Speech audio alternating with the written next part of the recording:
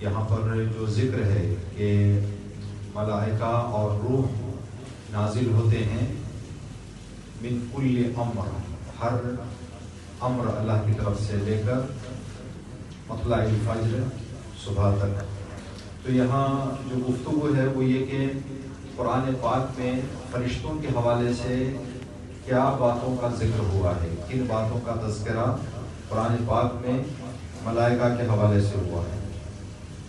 ایک مسئلہ جو مہم ہے وہ یہ ہے کہ ملائکہ پر ایمان رکھنا ایک مسلمان کے لیے ضروری ہے۔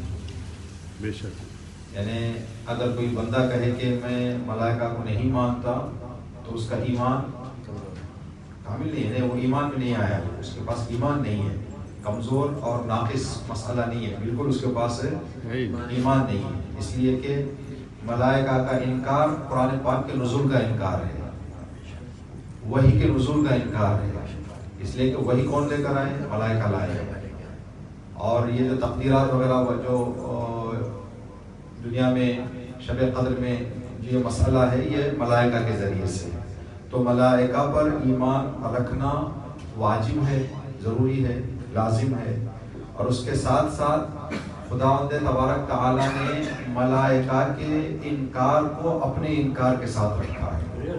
ہاں، کہا کہ ابھی آیت ہے جس میں ایمان ضروری ہے، کل آمن باللہ وملائکتہ، اللہ پر ایمان اور اللہ کے ملائکہ پر ایمان۔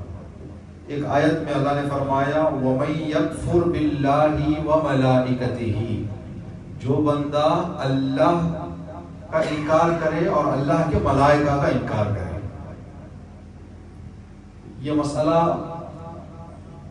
ایمان اور اس مسئلے کی قدر بتانے کے لیے ہوتا ہے۔ قرآن پاک میں اس نقطے کی طرف اشارہ کیا جاتا ہے، اللہ نے ماں باپ کے احترام کو اپنی عبادت کے فوراً بعد ذکر کیا۔ اللہ نے جہاں پر حکم دیا وہاں ماں باپ کی اطاعت کا، اللہ نے کہا کہ اللہ کی عبادت کرو اور اپنے ماں باپ کے ساتھ نیک برتاؤ کرو۔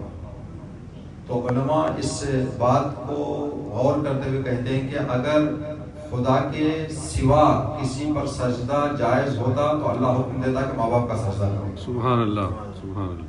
اس لیے کہ اللہ نے اپنی عبادت کے فوراً بعد کیا کیا ہے؟